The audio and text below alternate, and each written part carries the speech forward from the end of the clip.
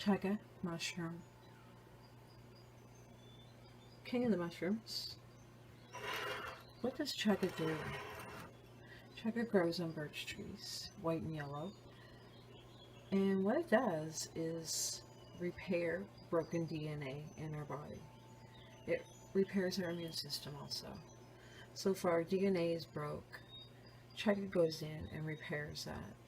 So basically, chaga does everything, not just one thing. It repairs the DNA, which repairs everything. If we have a strong, healthy DNA and immune system, then our bodies run perfect.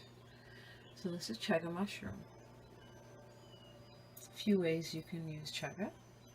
I'm going to show you tonight how to brew your chaga properly. Don't let anyone tell you the ground up chaga to make a coffee is good for you, because it's not really, you're not getting too much of the benefits from it that way. Chaga needs to be extracted on a temperature, a certain temperature, not high, you don't want to burn out the medicinal value, just on low, not warm but low. So your setting would be low, medium, or high. You keep it on low always. And it has to be extracted for at least 4 hours or more.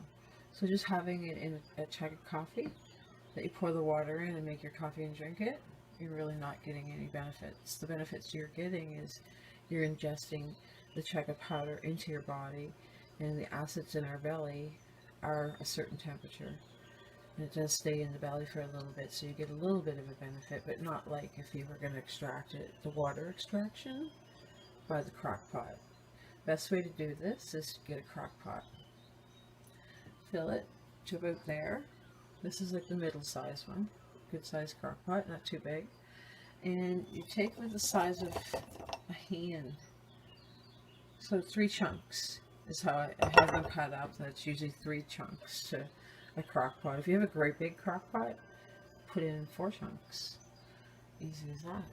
So you're going to throw them in, you're going to fill it up to water, you're going to keep it on low, you're going to throw them in, put the cover on, and after 4 hours or more, you can go longer if you want to be darker and stronger. The longer you go, the more extraction you're doing.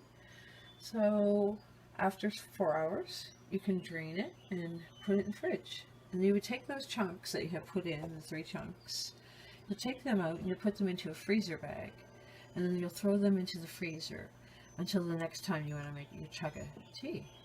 And you can use these pieces over like about 7 times or more.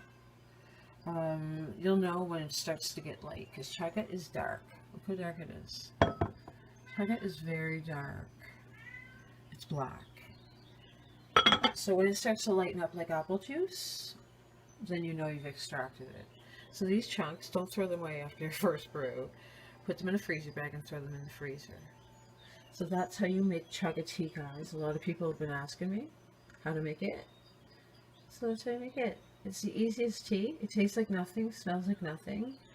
Do a little research on it. See what chaga tea does. You'll love what you see and what you learn about chaga tea. King of the mushrooms right there. Nature's antibiotic. Nature's gold. There's so many names for this beautiful mushroom. How to brew chaga tea tutorial.